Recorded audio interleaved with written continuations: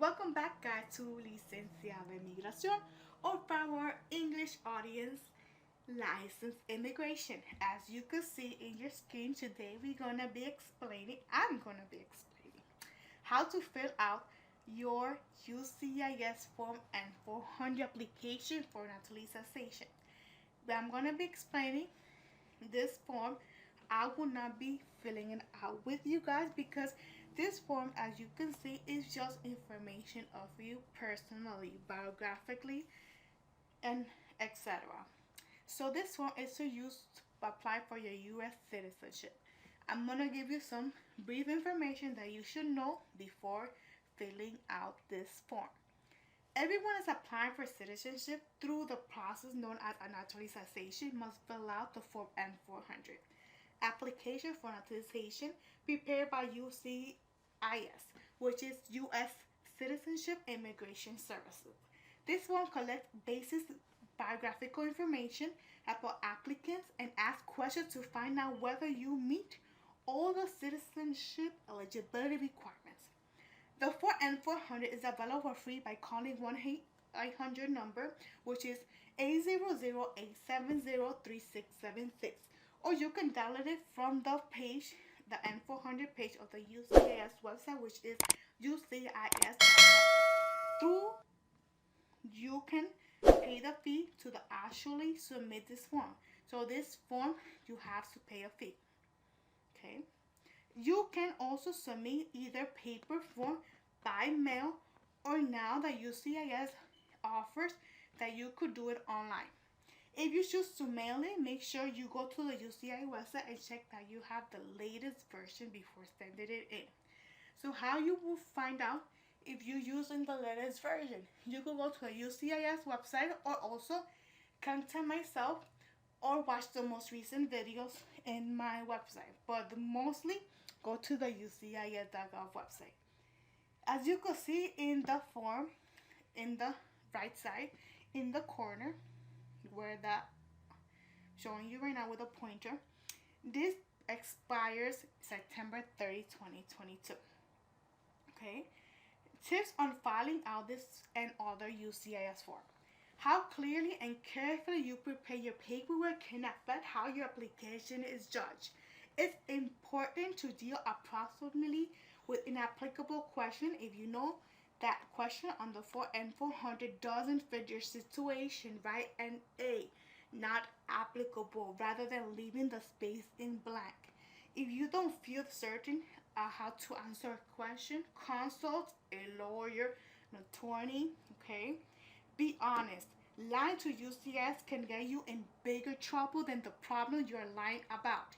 Even if no one discovers the lie now, it can result in your citizenship being revoked later on, even many years later. Again, if you're unsure how to deal with this issue, please contact a lawyer. Be consistent with your previous immigration applications. That's why I always say make copies of everything that you send to USCIS or NBC or anything for your immigration process. Check your files for other applications or paperwork that you have submitted to U.S. immigration authorities and double check that the information you're entering now matches what's there.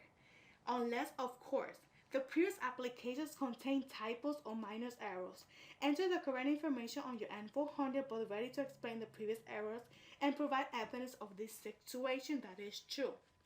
Use extra page if you need to.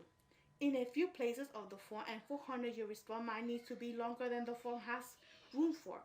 If so, write please the attachment in the appropriate space on the form and then attach a separate piece of paper. At the top of the attachment page, print your name. A number, which is your alien number, is found on your green card.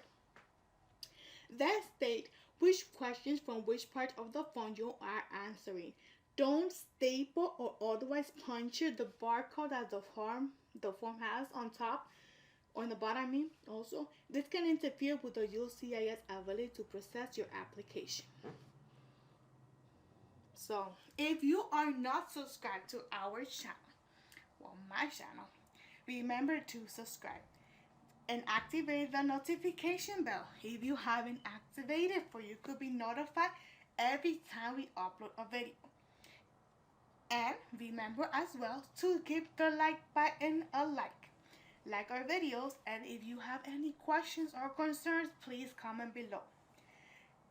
And also, if you want to understand better how to fill out the form, you must watch the whole video for you could have a better understanding.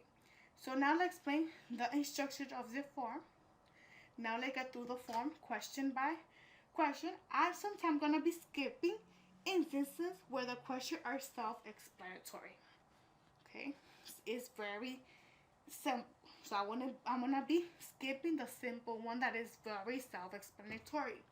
Note that at the top of every page of the form, you must remember to fill out your alien number. Let me show you. So every time that you fill out the form, it will ask you for your 9-digit number, see? So you must write it every time. So don't leave that blank. So let's go to part 1. Information about your eligibility. Enter your alien number found on the green card. Then check the box matching their citizenship eligibility basis. Most people check for box A, 5 years of permanent residence. Okay, however, spouses of U.S. citizens can check box B or C if they have married and living together for 3 years, and people in the military can check the box D, stating that they qualify for an exception to the 5-year rule. Remember that you will need to provide proof that you fit in the stage category. Refugees and asylees should check box A, although they're permitted to credit some of their years as refugees or asylees toward the 5-year requirement. They are not exempt to the 5-year requirement itself. Okay? In part 2, information about you. Question 1, your current legal name. Enter your full name if your name has ever changed, perhaps due to adoption, marriage, or a court order for name change. Include legal documentation of the change. In question 2, your name exactly as it appears on your permanent resident card. This question helps you USCIS match your application to your green card, so copy your name exactly as it appears, even if there are mistakes or your name has been or will be changed. In question 3, provide alternate versions of your name, such as form past marriages, as well as name by which you have been commonly known. For example, if your legal name is u.s.c.i.s, but everyone calls you Joe, and it appears on someone on your personal records and document mention Joe on this part of the application. If, however, only the wife of your friend call you Joe, then you don't need to write it in here. If unsure, simply enter the nickname to be on the safe side. In question 4, name change is optional. If you have been wanted legally to change your name, this could be your opportunity. You can legally change it without any extra court procedures by filing in your chosen new name on Form N-400 on one condition. Your swearing ceremony must be held in courtroom, presided over by a judge, not by USCIS officer. In some USCIS districts, ceremonies presided over by a judge are held only a few times per year, if at all. So, asking for a name change will be either impossible or will result from waiting longer than other people to receive citizenship. Contact your local USCIS office for details. If you are able to request a name change, the USCIS officer will have you fill out a form called Petition to Name Change during their interview. Realize all that the law places limits on what you can change your name to. Okay? In the question 5, you write your U.S. Social Security number. This is self-explanatory. You most likely to have a legal Social Security number by now. Don't put down a false one. Okay? In question 6, USCIS online account number. If you don't have one, don't worry about it. This applies only to people who have been filed certain types of application with USCIS, and you could leave this space in blank. In question 7, is your gender. If you have a gender reassignment, recent, like you change your gender since getting your green card, include paperwork, medical paperwork. Okay. Question 8, your date of birth. Question 9, you can find a day you become a permanent resident on your green card. So it will be 2 months, 2 digits for month, 2 digits for day, and 4 digits of year. In question 10 and 11, your country of birth using whatever country that was official at the time, and citizenship or nationality. In question 12 and 13, you have the opportunity to advise USCIS as to whether you have a physical or mental disabilities and whether you are requesting a waiver or reduction of the English language and or U.S. history government exam requirements or any accommodations as a result, okay?